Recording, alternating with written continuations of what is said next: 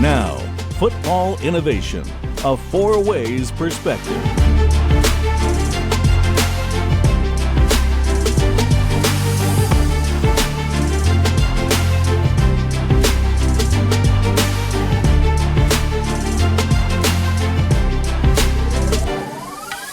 All right, welcome back, and thank you so much to Dr. Dubinsky and his esteemed panel for giving us a little bit more insight into the brain and, of course, how the mind and training the mind can have such an impactful use when it comes to the body and sports.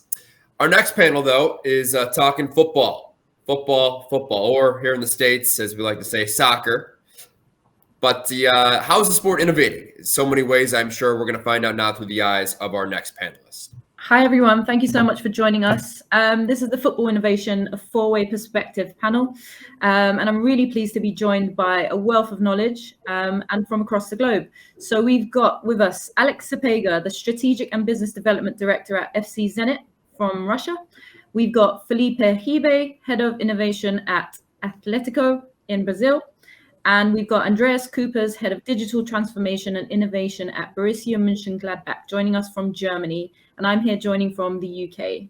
So we've already established that there's a lot of knowledge in the room. And our pre-call last week tells me that 30 minutes isn't going to do you justice, but we'll give it a good try. So to start with, if you guys could each tell me a little bit more about your roles and your remits within your respective clubs, and where innovation sits within your clubs. And if we come to you first, Andreas. Okay. Hi, everyone. I've been with the club for almost 10 years, initially building up the digital communication and then expanding it further and further.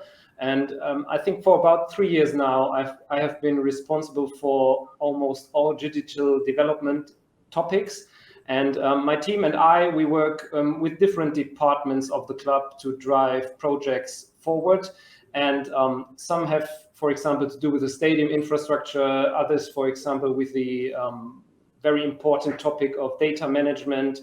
And as you just said, we are responsible for digital transformation and innovation. So in general, we look at how we can use digital technologies to optimize the fan experience, or how we can speed up or simplify also internal processes. And therefore, we are constantly monitoring innovation topics, and we have a look at how maybe hyped topics develop in the longer term, and how we could use them for the club in the best possible way. And what I always emphasize is that it's also very important for us, and we see it as a huge part of the transformation process, that it's the mindset, and we strongly believe that only if we develop the right mindset in many places, and we are open to let's say new possibilities, and also try to even break down some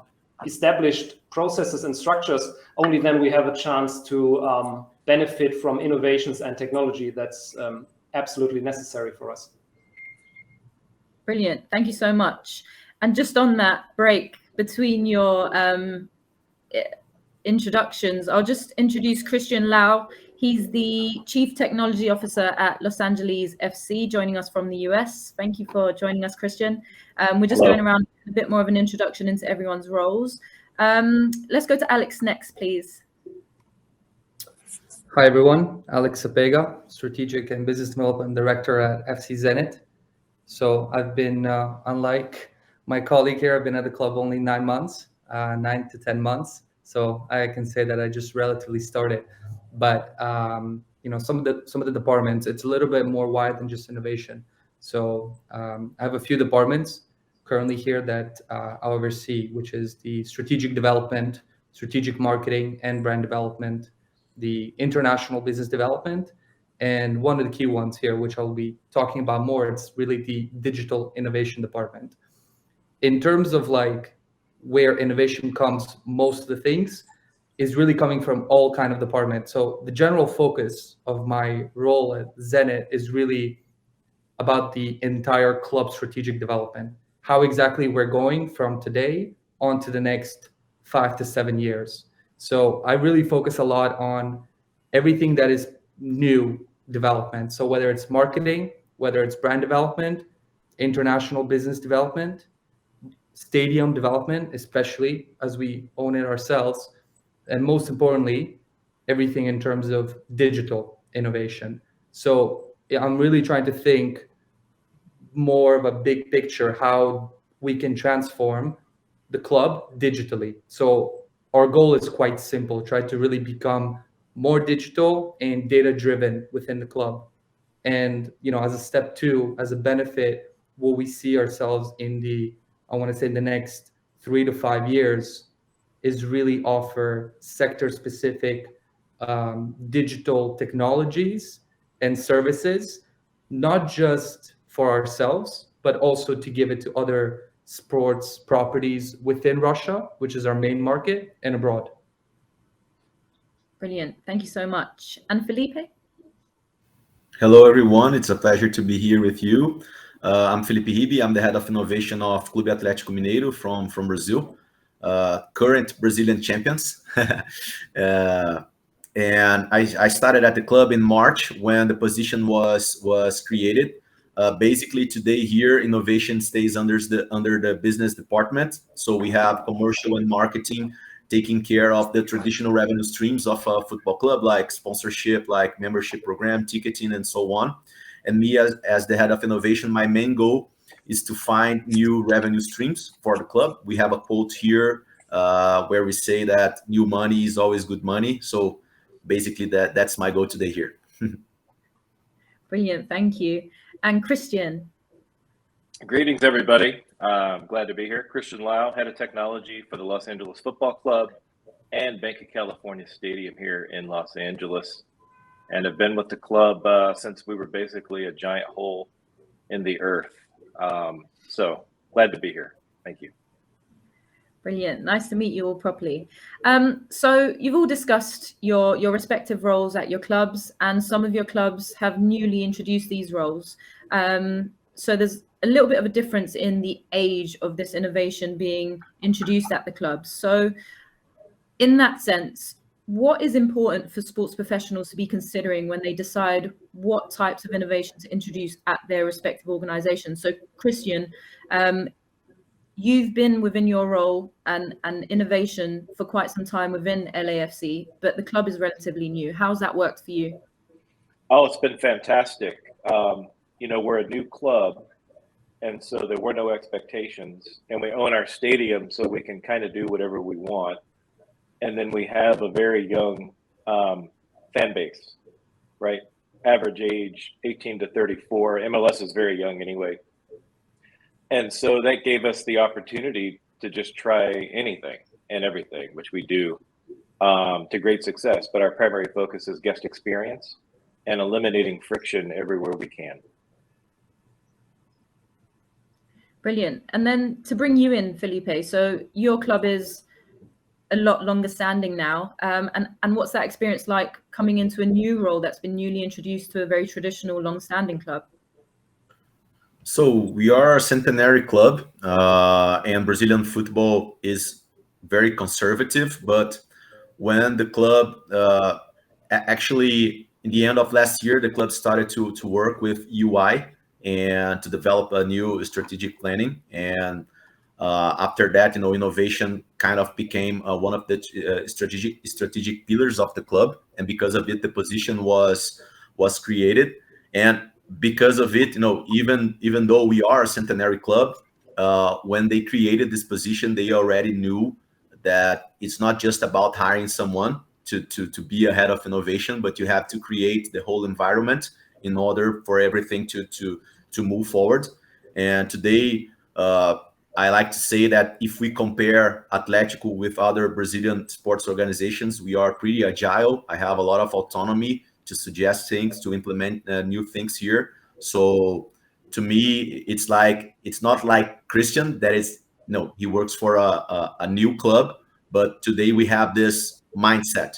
Although we are not a new club, we have this mindset today. And because of it, we are able to we were able to do a lot of innovative stuff here in Brazil, even though we are 113 years old club. Brilliant. And you touched on mindset there, and there's obviously various stakeholders and various elements of culture and mindset that we need to work on changing when we're introducing new things. So how can we try and strike a balance between developing new experiences, new services to attract new audiences, but still engage with existing fans, get them on board, and not really disrupt the traditions of a club? Can we get your thoughts on that, Andres?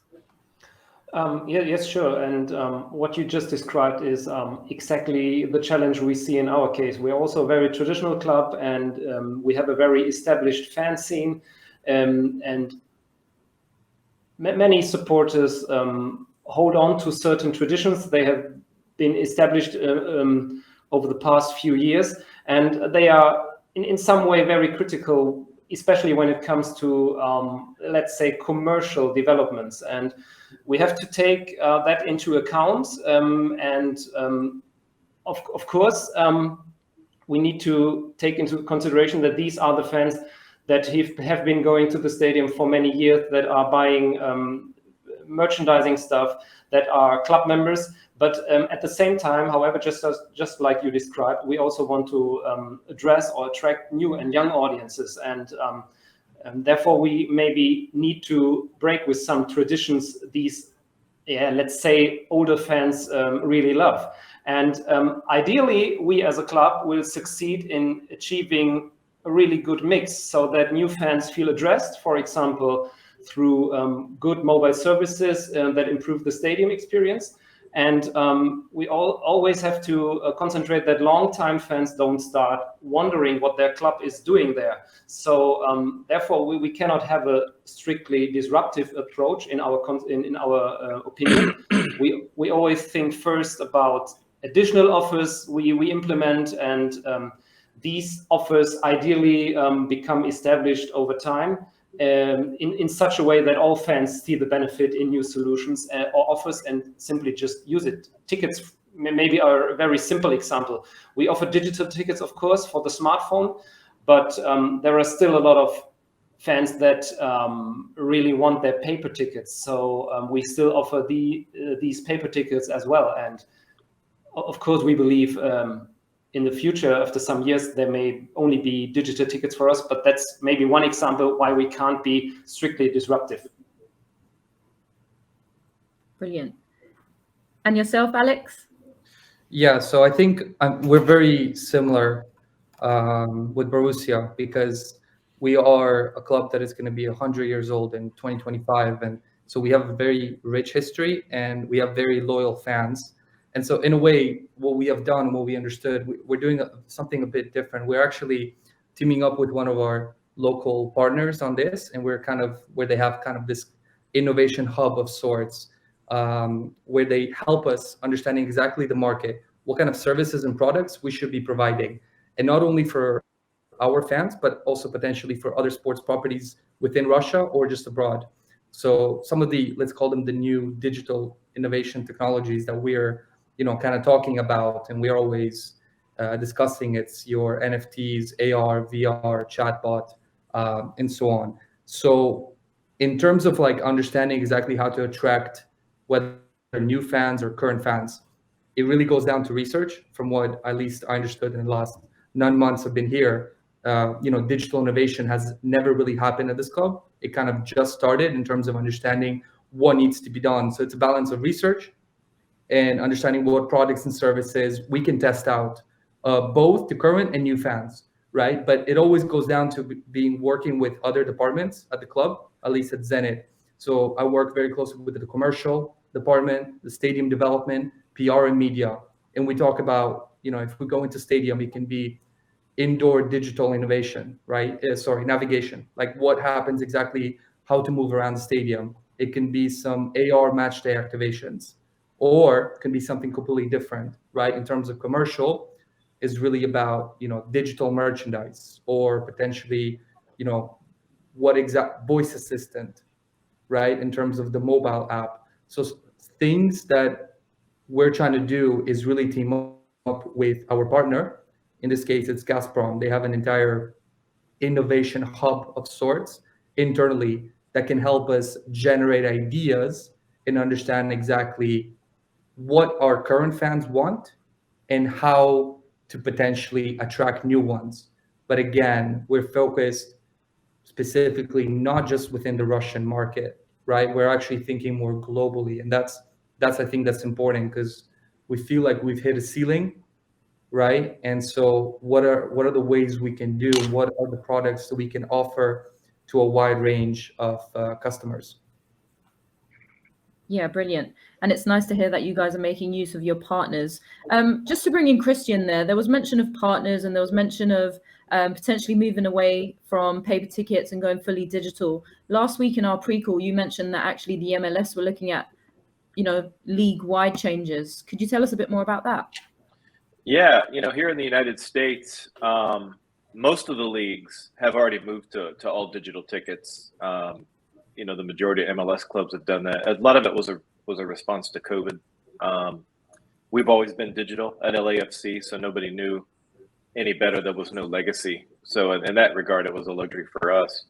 But even the NFL has moved on to a digital ticketing operation. Some teams might issue commemorative, tickets for season ticket members, that kind of thing, but they're not used necessarily. And from an efficiency standpoint, it's great. We've eliminated scalpers and fraud with digital tickets. So that in itself has been great for our operation. Yeah, brilliant to hear. So Alex mentioned innovation hubs and that being a source of new ideas, new partnerships. Just open to all of you. Do any of your clubs run innovation hubs? If so, what do you think the benefits are? And if you're not, are you considering it? Open to all. Well, here at Atlético, we are not running one yet, but definitely we have this plan to do so. I don't think that we are mature enough yet. I had an experience before Atlético. I developed the first startup program of a Brazilian football club here with a club called Ceará last year. And, it was great to launch the program, to select the startups. But once the startups started to work with the club didn't have enough people to manage this relation. So, that to me, it was a great learning, So today, I don't think that we are prepared to start something like that. But for sure, to me, it makes total sense, not only to have an innovation hub, but to go further and have like investment arm where Atlético can, have equity of startups and help those startups to open other doors in the Brazilian market, abroad too. So it's something that we have been planning, but we are not running one yet. Yeah, I can step in. We're, at Zenit, we're considering it heavily right now. Creating our own, or potentially even teaming up with our current partners on this. But the project is focused primarily on the development of the region, like St. Petersburg region, and we're looking to support the local entrepreneurs. So it's a little bit of a different business model. I think we're trying to create this kind of opportunity of local entrepreneurs connecting between them and specific companies or even investors of sorts. And I think so the organization of it is a little bit different than your classic type of innovation hub. We're trying to promote more of these sports tech ideas and projects that are happening within our region. Brilliant. And Andreas, to pull you in at this point, if we can start thinking about the innovation journey of your individual clubs, where do you see that going and what do you think the industry trends will be? Oh, good question, of course. We are currently at a stage where I always say we need to do our homework. So some basic stuff to have the right infrastructure to build up all these mobile services we want to offer to our fans when they enter the stadium, or they want to get content during the week, before the match days, after the match days. We have to do some basic stuff to a really good experience. I personally am convinced that AR technology will have a strong impact on the sports industry in the future. I'm not that big fan of virtual reality because I still think the barrier to entry is still quite high. And for me personally, I always have the problem of motion sickness. So I think augmented reality might be the better solution. And of course, we have a look at what happens in the Silicon Valley with all these metaverse stuff. When you just have a look at what is happening with the sandbox right now, what big players like Adidas are doing currently. I'm very curious to see what will happen in the future in that part. Yeah. Brilliant.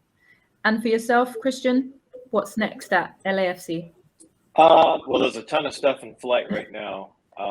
I will tell you, for LAFC, Bank of California Stadium is an innovation hub. There's a lot of things that we work on in the venue here in LA. We've got a lot of partners that are in the building. We're developing platforms for sports and live entertainment, specific to ticketing, access systems, point of sale, biometrics for face identity, for ticketing, age verification, payment, those types of things. So we're bringing some stuff to market, hopefully very soon. And then we work with partners outside of that as well. Verizon and RGA. We have a facility in Playa Vista here on the west side of Los Angeles, specific to 5G and their use cases. So you start looking at augmented reality and some virtual reality, but yeah, so we're working through all of that today. But we expect to do some really cool things. What I'm really excited about for next year is autonomous retail. So just walk out tech, as well as biometrics. And so I know in Europe it's kind of a dodgy conversation. Here, not so much. But the idea that you can, get into a building with your face, or you can pay and identify yourself and verify your age with your face is actually a huge value proposition here. And having a young audience, they want that, right? Because they're already on Instagram and TikTok all day, so they don't really care. And privacy is not a huge concern, but we handle it in the best possible way to make sure that we mitigate any concerns around privacy. Yeah, I don't think I remember any of my passwords anymore because it's all face recognition. So it has its pros and cons. Felipe, how about you? So here, I'm very bullish on crypto and all the possibilities that it can bring to a sport organization. I know that everyone is talking about collectibles, and I think that they are fine. But I really think that when we talk about ticketing, when here in Brazil, it's pretty common to have clubs running membership programs. We have 120,000 members today, and I really think that this technology can be a big benefit to improve our business model when it comes to membership programs. So this is what we are exploring more now, how we can use blockchain technology in order to make things that we are doing now better, and also create new business opportunities for Atletico. Brilliant. And then Alex, for yourself and Zenit? I think for us, it's really about the innovation hubs, honestly speaking. I mean, that's, these kind of sort of incubators where you can connect and offer different types of services to these entrepreneurs. And not only it's about funding, it's also about coaching, mentorship, training, workshops, kind of networking opportunity of sorts. It gives, it's much more than that, at least from what I see, not just within Russia, but in Europe in general. And as I'm traveling around, I understand that there is a sort of demand for it, a sort of need, I want to say, in terms of, kind of providing these type of services and helping out not just different football clubs, I want to say, but other sports clubs. We work, for us, for example, we work very closely with other basketball teams or volleyball teams and help them out to be more digital friendly, I want to say it in a way. And I think that's important, whether it's something in terms of athlete development or data analytics, all the way down to potentially even gaming and esports. So we understand that we could be, some much bigger, where much bigger type of services, and innovation hub is definitely something to be on the lookout over the next, I want to say, year or two.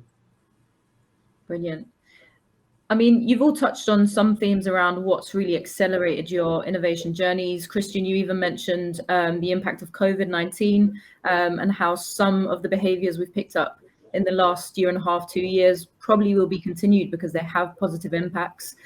Some of the innovation is tech-based, some of the innovation is service-based. So I'm actually at Wolves at the minute. And as a business model, they've introduced a record label, for example, and an esports team, which is quite new to the UK.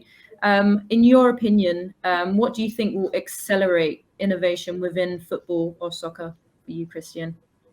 Yeah, that's a great question. And honestly, with COVID, everything's on the table now, right? So, we have at LAFC, we have an esports team now. We compete in EMLS. In fact, our player's name is Savvy Panda, which is one of the coolest names on the planet, probably. But we're focused on, the idea that we can invest in companies, whether they're tech related or not, or even football related, is irrelevant, right? You start looking at streetwear, fashion brands, and it's interesting you mentioned music because there's things that we're focused on around music, and really just in the culture of arts, entertainment, sport, right? Like I have to be very vague about it, but there's a bunch of stuff that we're focused on there. And it's not your traditional football, right? Like you think about PSG, they do a great job of this. They're like this global lifestyle brand that just happens to play football. And I think that's kind of where we're going as an industry. And I think COVID probably opened the doors. People really wanted to explore the blue ocean ideas that took them out of their comfort zone. And we're seeing a ton of that now. Brilliant. Any other closing thoughts from anybody else around that? What will accelerate this space or what might hinder this space? Yeah, I agree with Christian. Here in Brazil, clubs, they consider themselves just, football clubs. And what we are trying to do here is to make Atlético a brand that has football, but it can have other things too, like esports, like a music label, like other stuff that we can this way touch base with every type of fan that we have, and not only the hardcore fan that buys the official jersey that goes to every game. This is something that should be more explored here in Brazil, and that's what we are trying to do here, to expand our fan base and business opportunities too. Brilliant. Well, guys, again, as I said, we weren't going to fit all of your expertise into the 30 minutes, but we've done a really good job. It was really nice to hear about your roles. Thank you so much for your time and your expertise. And I hope the listeners enjoyed that because I really did. Thank you so much. Take care. Thank you. Bye. Thank you. Cheers. Bye. Bye.